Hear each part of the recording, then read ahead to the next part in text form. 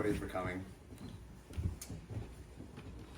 At certain times in your life, especially whenever you're experiencing raw emotion, a story or a song can just speak to you.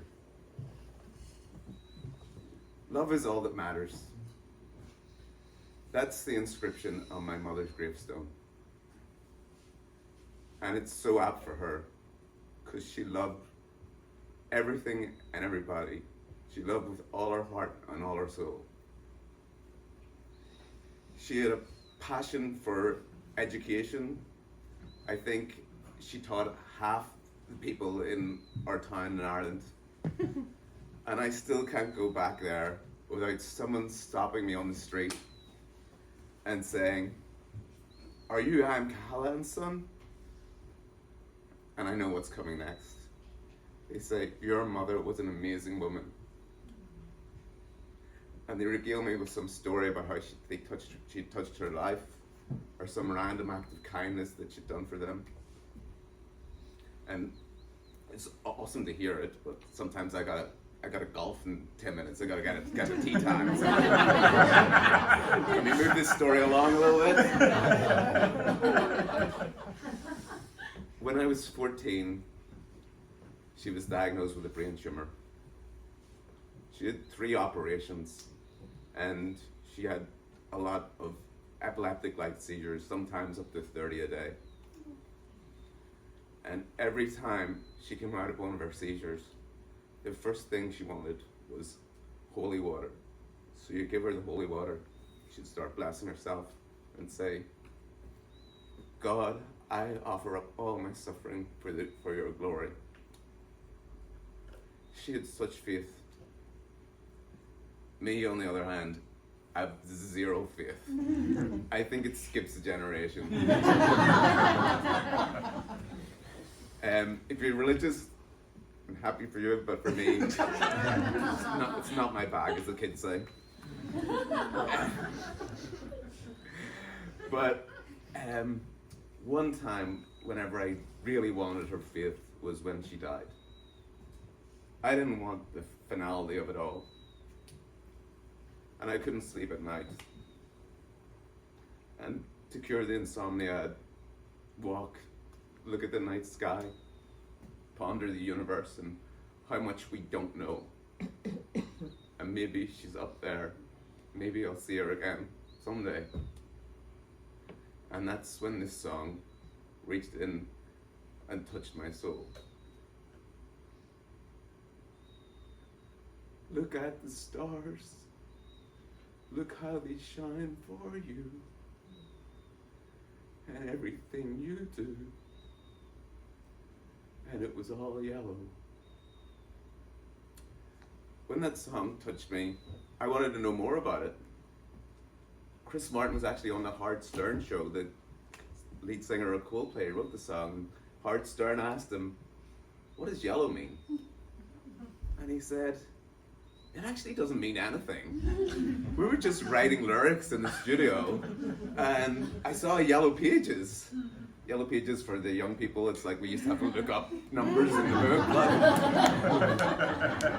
book. But he said, "I just put yellow into this line of the song, and I always meant to go back and change it, but it somehow stuck." For me, at that time, yellow meant cowardice, yellow belly.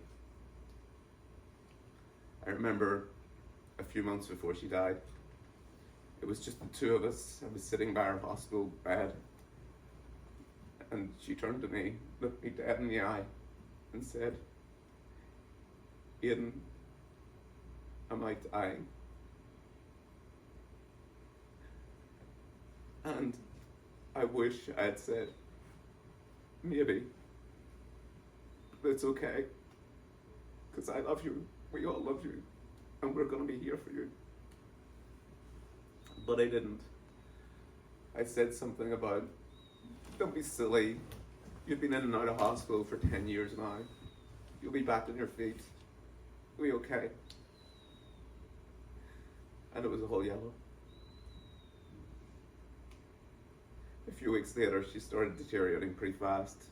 She went from 2 sentences a day to 1 sentence a day to 2 words a day to 1 word a day to no words at all. And we'd all be taking turns to sit with her. And I used to take the overnight shift just to be with her, hold her hand, and spend the night counting the number of breaths she was taking. Every minute goes by, I'll just count the number of breaths to see if there's any change in her condition. And then one day my brother said to me, you can't keep just doing the night shift. I'll take it over tonight, you've got to go get some sleep. She died that night. The next time I saw her, she was in her coffin. And for the first time in years, she was so peaceful. No more suffering, no more pain. Just peace.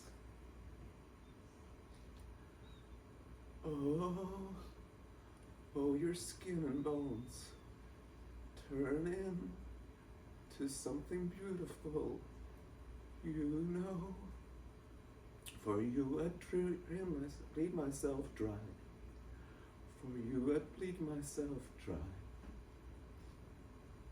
Oh, your skin and bones turn into something beautiful. You know I love you so. You know I love you so. Grief is a horrible thing, and it lays a trap for you. The trap is that because of this huge emotion you have whenever a loved one dies, it's so much pain, so much sorrow. I felt straight into the trap. I felt like if I let go of the pain, if I let go of that emotion, if I let go of that sorrow, then I'm letting go of Mom. That's my last memory of her. I don't want to let it go. But that's so wrong, you know? It's so wrong. Because that's not who she was. That's not how she lived her life. That's not how she wanted me to remember her or to live my life. And so I decided I got to turn this around. And I changed the meaning of that song to me. And I hear that song now, I don't think of the trillions of stars in the universe. Something I know there's 8 billion people on Earth. And they're all potential stars. And every time I meet someone, or I see someone who loves with all their heart, who has a passion for life, or does some random act of kindness for someone, I see Mum again through them. And it brings me such happiness, such love. And love is all that matters. It's true. Look how they shine for you. Look how they shine for you. Look how they shine. Look at the stars. Look how they shine for you. And everything you do. I love you, Mom. Thank you.